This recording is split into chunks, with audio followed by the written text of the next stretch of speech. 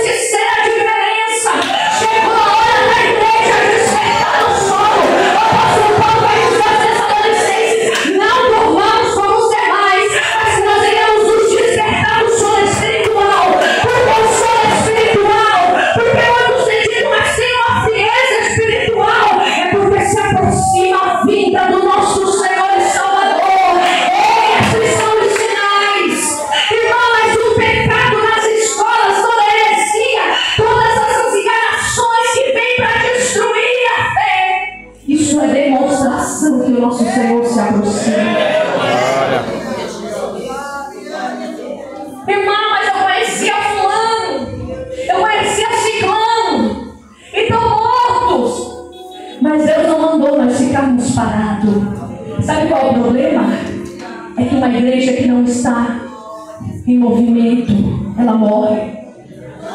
Uma igreja que não está apresentando as suas obras como um salvo pela palavra de Deus para este mundo, ela morre.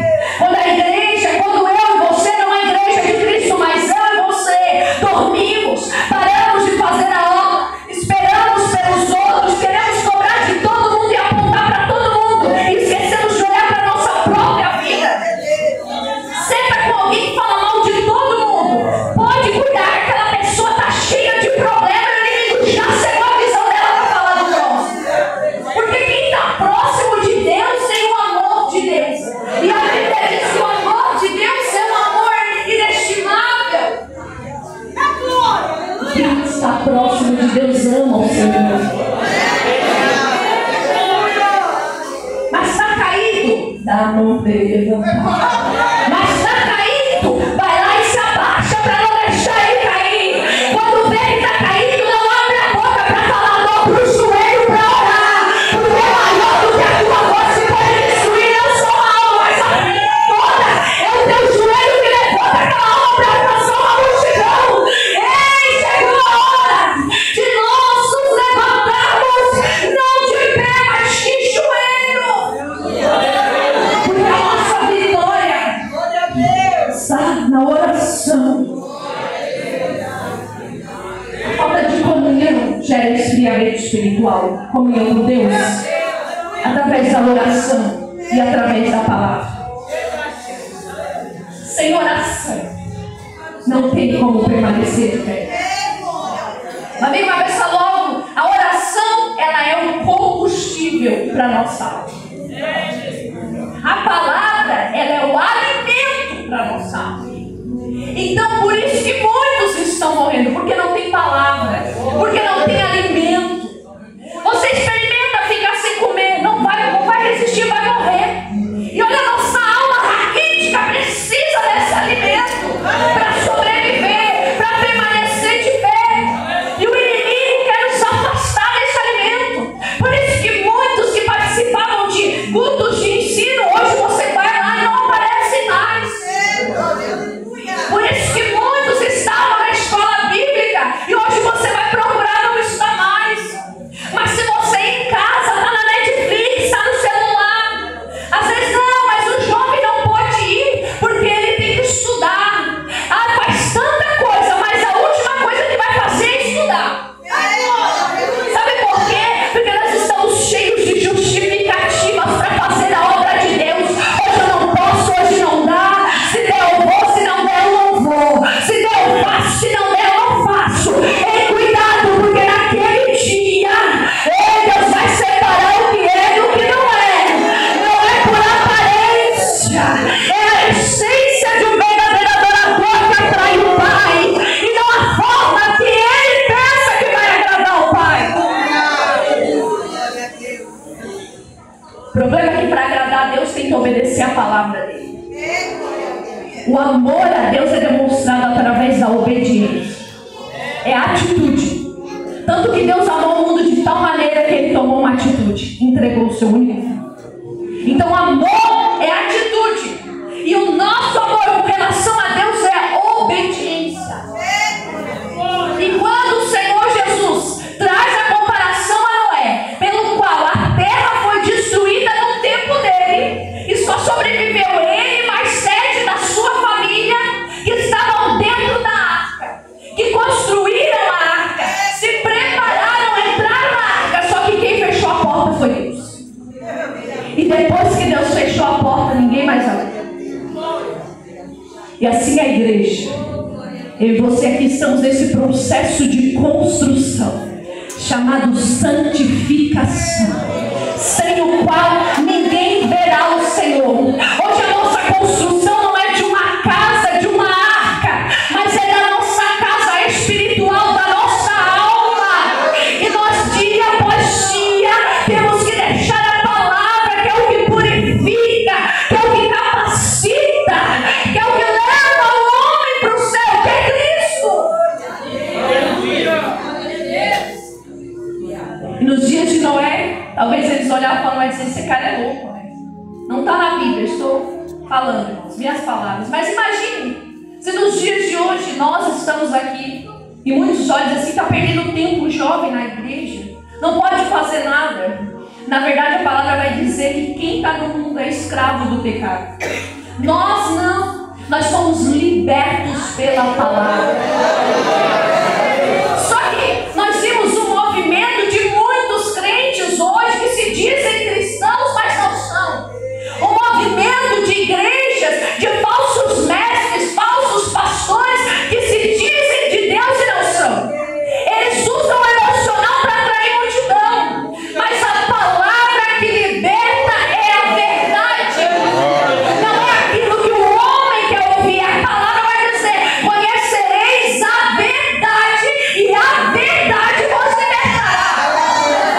Então o evangelho sem renúncia não é o evangelho de Jesus, porque Jesus vai dizer: quem quiser vir após mim, negue-se a si mesmo, tome a sua cruz e me siga.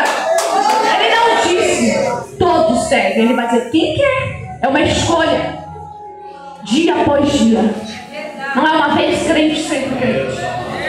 Não é uma vez salvo, sempre salvo. Bom seria se fosse, mas não é. Agora é todos os dias. Todos os dias.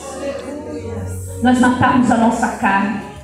E principalmente um membro que é bem pequenininho, mas que, como o Tiago faz a comparação, põe fogo numa floresta, que é a nossa língua. A murmuração tem tomado conta de lares.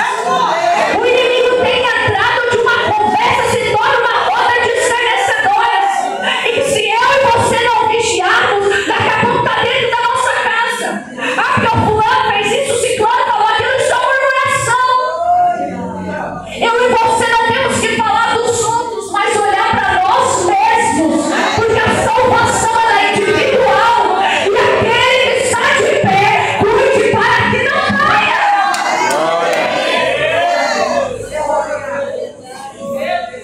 Nós temos que levantar altares de oração dentro da nossa casa, porque às vezes uma palavra na mesa falando mal de alguém, você dá uma brecha para Satanás entrar e destruir a tua casa. Mas eu sou forte, mas o teu filho não é. Mas eu estou forte, mas o marido não está. E se não levantar o pai de oração, o inimigo se aproveita. Mas um crente que ora, Satanás tem que bater e retirar. Ele não tem medo do nosso nome. Ele não tem medo do cargo que nós ocupamos. Mas ele tem medo e foge quando o crente resiste Satanás de joelho. Quando o crente resiste Satanás à palavra, ele foge. Ele não vence, porque as portas do inferno não prevalecem e não prevalecerão contra a igreja do Senhor. Maior é o que está conosco, maior é o que está na tua vida. Mas para ele ser o maior, ele tem que estar. E para ele estar, você tem que orar, tem que ter comunhão, tem que ter jejum e tem que ter intimidade com a palavra de Deus. Não é fim ouvir a palavra e sair da mesma forma, porque o próprio Jesus, no final do sermão ali da montanha, ele vai falar, ele vai dizer que nós não podemos ser aquela casa edificada sobre a areia, que é quem? Aquele que ouve a palavra e não pratica. Ele vai dizer, temos que ser a casa edificada sobre a rocha. E aquele que chega num culto como esse, ouve Deus falar e sai daquela porta pensando, eu tenho que mudar isso, eu tenho que fazer isso, eu tenho que fazer isso. É a prática que nos fortalece. É a prática que nos mantém de pé. Porque Jesus vai dizer que a casa é firmada sobre a rocha. Caíram as chuvas, correram os rios, o vento deu com ímpeto contra aquela casa, mas ela não caiu, porque ela é sustentada sobre a rocha.